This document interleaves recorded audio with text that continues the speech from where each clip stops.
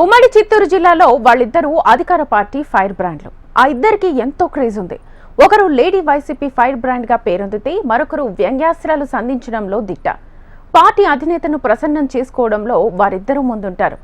ఒకరు దేవాలయాన్ని కడితే మరొకరు పార్టీ అధినేతను ప్రసన్నం చేసుకోవడం కోసం ఒక గ్రామాన్నే దత్తత తీసుకున్నారు. స్థానికంగా ఉన్న పట్టు పక్కన పెడితే పార్టీ అధిష్టానం టికెట్ విషయంలో మాత్రం వారి పేర్లు ప్రకటించలేదు.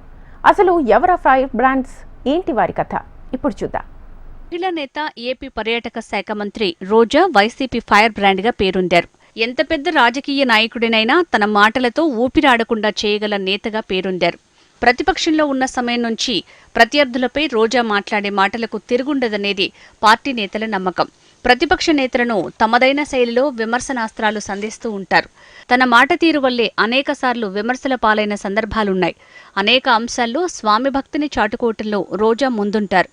జగన్ పుట్టినరోజు వేడుకలకు మొదట ఓ అనాథ అమ్మాయిని దత్తత తీసుకుని ఎంబీబీఎస్ చదివిస్తున్నారు. అనంతరం మరో పుట్టినరోజు నాడు ముస్లిం గ్రామమైన మీరా సాహెబ్ పాలెంని దత్తత తీసుకుని అభివృద్ధి చేశారు. ఇలా ప్రతిసారి స్వామి భక్తి చాటుకుంటూ వచ్చిన రోజాకు ఇప్పటికీ టికెట్ ఇవ్వలేదనే వాదన ఉంది. ఇక నగరిలో నెలకొన్న గ్రూప్ రాజకీయాలు, 5 మండలాల్లో రోజా వ్యతిరేక వర్గం బలంగా ఉండటం మరో కారణమన్నట్టు తెలియదు. శ్రీకాళహస్తి ఎమ్మెల్యే బియ్యపు మధుసూదన్ రెడ్డి, చంద్రబాబు మొదలుకుని పవన్ కళ్యాణ్ వరకు ఎవ్వరినీ వదలకుండా తనదైన శైలిలో వ్యంగ్యంగా మాట్లాడి విమర్శలు చేస్తారు. మొదటిసారి ఎమ్మెల్యే అయినప్పటికీ ప్రతిపక్ష పార్టీ నేతలను విమర్శలు చేయటంలో తనకు తానే సాటి అన్నట్టు ఉంటారు. అనేకసార్లు అసెంబ్లీలో చంద్రబాబుపై సెటైర్లు వేసి అధినేత మెప్పు పొందారు. జగన్ కళ్లలో ఆనందాన్ని చూడటానికి చంద్రబాబు, లోకేష్, పవన్లపై అనేక విమర్శలు చేసిన దాఖలాలున్నాయి. ఇక సీఎం జగన్ పేరిట నవరత్నాల గుడిని సైతం నిర్మించారు. కరోనా సమయంలో జగన్ భారీ చిత్రపటాన్ని పెట్టి ట్రాక్టర్స్ పై భారీ ర్యాలీ నిర్వహించారు.